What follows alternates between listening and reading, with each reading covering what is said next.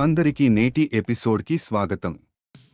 మనం నేడు ప్రకృతి భాషా అవగాహన లోకంలోకి ప్రయాణం చేయబోతున్నాం. మా వెంటే ఈ రంగంలో నిపుణురాలు ఉన్నారు. మరి జనరేటివ్ ప్రీ ట్రైనింగ్ గురించి ఏం హడావిడి జరుగుతుందో చెప్పగలరా? జనరేటివ్ ప్రీ ట్రైనింగ్ అంటే ఒక పెద్ద సంచలనం. ఊహించండి, ఒక పెద్ద పుస్తకాల సముద్రంలో మోడల్ని శిక్షణ ఇవ్వడం. ఇది భాషా మోడలింగ్ లక్ష్యంతో జరుగుతుంది. అంటే మోడల్ వాక్యంలో వచ్చే తదుపరి పదం ఏంటో అంచనా వేయడం నేర్చుకుంటుంది. ఇలా చేయడం ద్వారా భాషకు ఒక సర్వసాధారణ ప్రతినిధి రూపం సాధిస్తుంది.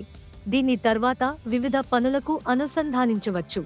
అదరహో, ఈ ప్రీ ట్రైనింగ్ దశ తర్వాత ఏమవుతుంది? ఇక్కడే డిస్క్రిమినేటివ్ ఫైన్ ట్యూనింగ్ ప్రవేశిస్తుంది.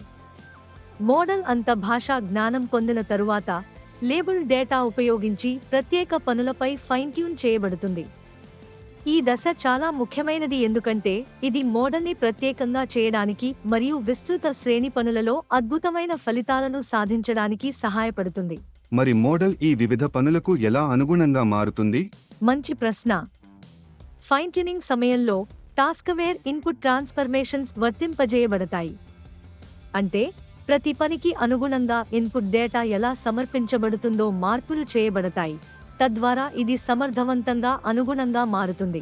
ఆర్కిటెక్చర్ గురించి మాట్లాడితే ట్రాన్స్ఫార్మర్ ఆర్కిటెక్చర్ చాలా ముఖ్యమని విన్నాను.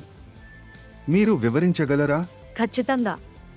ట్రాన్స్ఫార్మర్ ఆర్కిటెక్చర్ కీలకం, ఎందుకంటే ఇది టెక్స్ట్లో పొడవాటి అనుసంధానాలను నిర్వహించడానికి రూపొందించబడింది.